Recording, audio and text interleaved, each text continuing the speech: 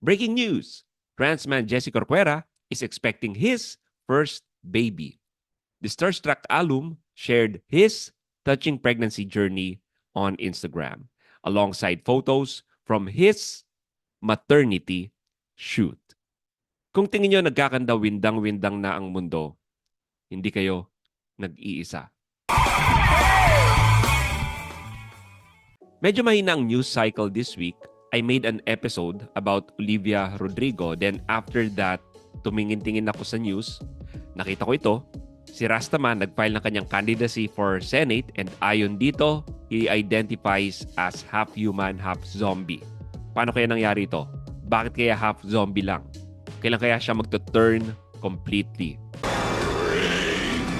Well, sa bagay, kailangan sa bansa ito para may representation ang mga brain-dead community. Then nakita ko itong news na ito. Ex-PBB housemate and transman Jesi Corcuera expecting first child. Noon kapag nakita ka ng ganitong tao sa kanto, iisipin mo lang malakas siyang tumoma, then para asarin siya, tatanungin mo siya, pare ilang buwan na yan? Ngayon pag nakita ka ng ganitong tao, baka sagutin ka literal kung ilang buwan na ang dinadala niya. Moving on, basahin natin yung article. Sabi ni Jesi, 2018, nung simula kong planuhin magkaroon ng anak. Pero that time maraming struggles lalo na financially and di rin naman biro ang gasto sa unang plano kong mag-IVF. Jesi wrote, simple lang naman ang gusto ko, yung magkaroon ng matatawag kong sariling akin. Alam kong may mga anak akong inako kay Cams. At walang mababago doon sa pagdating ni Ninja, nickname ng baby ko. Ha ha ha. Sa lahat ng desisyon ko sa buhay, malaki ang naging parte ng mga bata at ni Cams sa kung ano ako ngayon. He, pronouns ng news, not mine, concluded, samahan niyo kami sa bagong journey ng buhay kong ito at sana kapulutan ng aral at inspirasyon ng marami. In 2021, Jesi Corcuera underwent top surgery to symbolize his freedom and way to becoming his authentic self. Of course, male pronouns are used.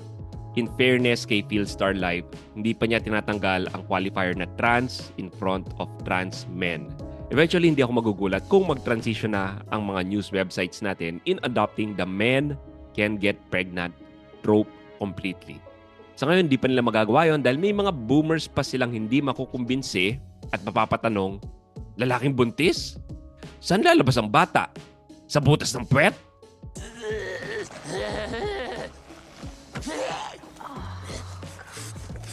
But as we all know, mga palaka tayong nasa isang palayok na unti-unti kumukulo, kaya here are 3 reasons why we should stop this before it gets worse. The third one is the saddest one, so stick around for that. Reason number 1, the rise of ROGD. Ano ang ROGD? Dr. Liza Littman had a very controversial study. Napansin niya na between 2016 and 2017, nag-quadruple ang biological women na naghanap ng gender surgeries. In 2018, UK reported a 4,400% increase in girls seeking gender treatment. Binigyan ni Dr. Littman ng pangalan ang phenomenon na ito, Rapid Onset Gender Dysphoria or ROGD. Napansin niya ang dalawang pattern. Una ay 65% of adolescent girls discovered their trans identity out of the blue after a prolonged period in social media. Pangalawa, kung may trans man sa group nyo, mas mataas ang chance na mag-identify din as trans ang mga kabarkada niya.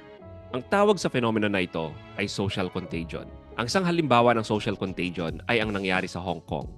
Walang documented case ng anyone who had anorexia among girls sa Hong Kong noon. Until 1994, noong may naipabalitang case ng girl na namatay dahil sa isang Western ailment na kung tawagin ay anorexia nervosa. What follows is an outbreak of girls showing the same symptoms. Hindi ko sinasabing ito exactly ang mangyayari sa ating bansa, but as always, binabalaan ko kayo. Once we glamorize this behavior, and at the same time we're already teaching kids gender ideology in school, hindi na ako magugulat kung magkaroon din tayo ng case of social contagion in the future. Not cool. Not cool! Number 2, the side effects of female-to-male transition. Before I continue, I would like to say that having gender dysphoria is not an easy thing to have. But the culture is making things worse for you. We just mentioned anorexia kanina. But we all know na kung may anorexia ka, the logical step is not to give you a liposuction. And yet kung may gender dysphoria ang isang babae, bakit ang step na binibigay sa kanya ay mag-take ng testosterone and eventually i-chop ang kanyang breast?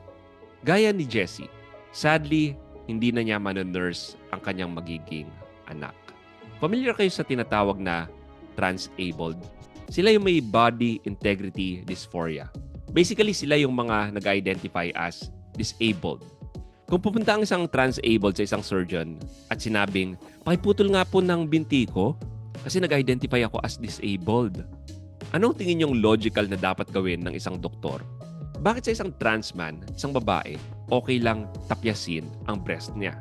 Also, once mag-glamorize mo ang transman lifestyle at madami nang magsisigaya dito, alam nyo ba na sangkatutak ang side effects ng testosterone sa katawan ng babae?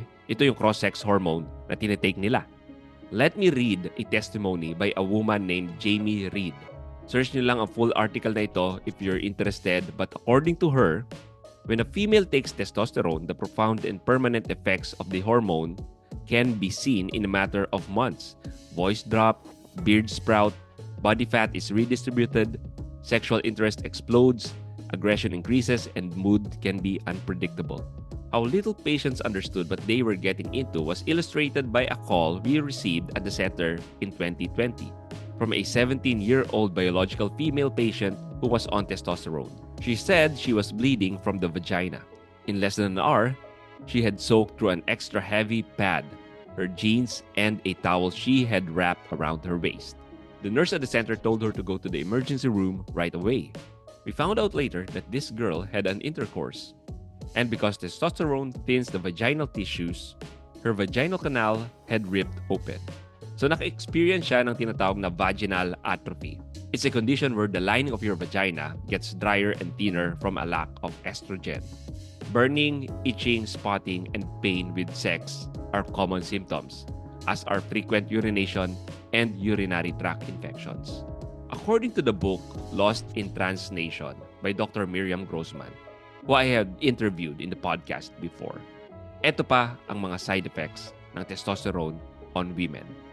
They face hair loss, elimination of menstruation, deepening of the voice, severe acne, high blood pressure, high cholesterol, and increased risk of type 2 diabetes, erythrocytosis, which includes symptoms of blurred vision, headaches, confusion, high blood pressure, nosebleeds, itching, weakness, and tiredness, cerebrovascular disease, hypertension, pelvic pain, and uterine cancer. As compared to women not on testosterone, those tested with testosterone are almost 4 times more likely to have a heart attack. As compared to men, they have 4 times more likely to have a stroke. Clots in the veins which cause life-threatening pulmonary embolism are 5 times more likely to happen in women treated with testosterone. Okay, before we continue, if you're finding value in this podcast, please press that subscribe button down below. Isama nyo na rin ang like button at notification bell to be kept updated kung may bago tayong episodes. Let me ask you a question. Do you think it's okay for news sites to promote these kinds of things? Kung maalala nyo, sa isang bansa, naging front cover din si Elliot Page ng isang magazine. Maging ang isang transman na buntis na kung tawagin ay si Logan Brown. Naging cover siya ng Glamour magazine sa UK. Okay, so let's talk about the third reason. The saddest of all reasons. Kung kanina we say that it's wrong because we care about the person with gender dysphoria, ngayon naman, we say it's wrong because we care for the child. Number 3. In vitro fertilization commodifies children. At before mag-react ang mga dink couples at sabihin nilang, akala ko ba gusto mong dumami ang Pilipino sa bansa? Bakit ngayon, gusto niyang magkaanak, tapos sinasabi mong mali ang kagustuhan niyang magkaanak? Well, to make an analogy, it is good to read the Bible, but it's bad to steal a Bible from someone para makabasa ka nito. Sa case ni Jesi, dahil sa kagustuhan niya magkaanak ng sarili niya, ginamit niya ang kanyang egg, then kumuha siya ng sperm from someone, then inimplant niya ang bata sa kanyang womb. Intentionally mong hiniwalay ang bata sa kanyang ama para lang ma-serve ang desire niya na magkaanak.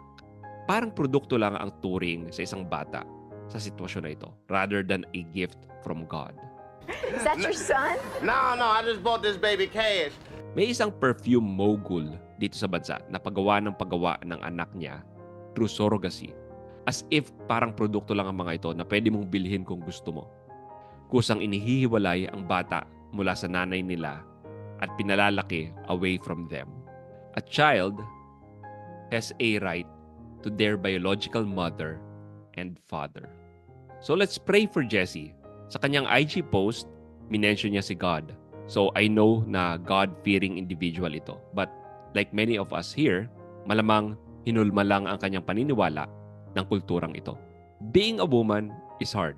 Although hindi ko alam kung ano ang pakiramdam ng pagiging babae dahil wala ako sa katawan ng isang babae. And I'm sure, hindi rin alam ni Jesi ang tunay na pakiramdam ng maging isang lalaki dahil wala naman siya sa katawan ng isang lalaki. You don't know how it feels to be me. I pray that through this childbirth, the Lord would touch her heart. Hindi ko kilala si Jesi. Maybe she's into things na stereotypically for males kaya napagtanto niyang trans siya. Maybe she's attracted to other women, but none of that makes her any less of a girl or less suited to womanhood. Right now, she's experiencing a woman's most unique capacity, which is childbirth. For more on how to talk to a friend or a loved one who identifies as trans, Jason Everett gave us some tips in the video right here.